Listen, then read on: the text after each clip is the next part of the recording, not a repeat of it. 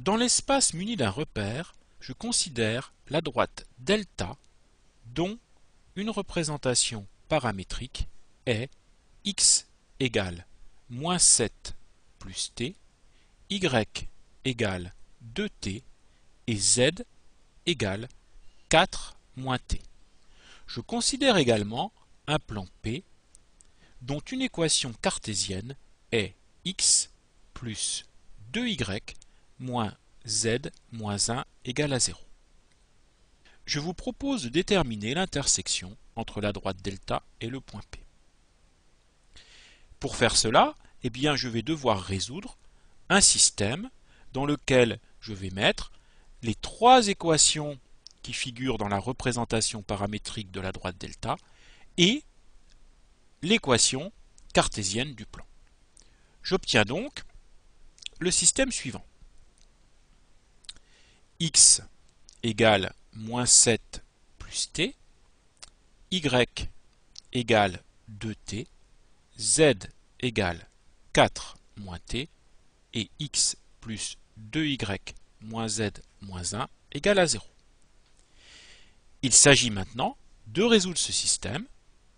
Alors, si on regarde un petit peu, on s'aperçoit que dans les trois premières équations, on a x, y et z qui sont exprimés en fonction de t. Donc, on va procéder par substitution et remplacer x, y et z dans la quatrième équation pour obtenir une équation qui va nous permettre d'obtenir la valeur de t. Alors, qu'est-ce que ça va nous donner?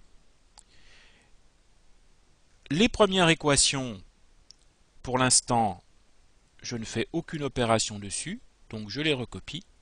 Y égale 2t, z égale 4 moins t. Par contre, ici, comme je viens de l'indiquer, je vais remplacer x par moins 7 plus t.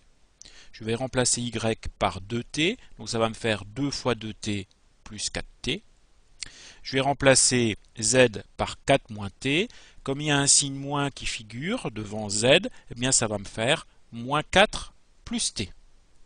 Et puis moins 1, je le recopie, égale à 0. Je poursuis. Donc le système sera équivalent.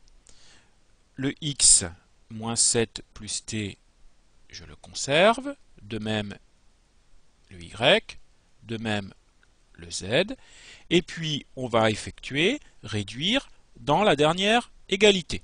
Alors, si je compte les termes en t, j'ai 1t plus 4t, ça fait 5t, plus t, 6t. Égale. Donc dans le membre de gauche, j'aurai moins 7, moins 4, moins 11, moins 1, moins 12. Par transposition, ça va me donner plus 12 dans le membre de droite. Je poursuis la résolution de mon système. Je vais obtenir t égale 2, 12 divisé par 6. Donc maintenant que j'ai t, je vais pouvoir calculer z. C'est 4 moins t, c'est-à-dire ça va faire 4 moins 2, donc j'obtiens 2. Y, c'est 2 fois t, donc 2 fois 2, j'obtiens 4.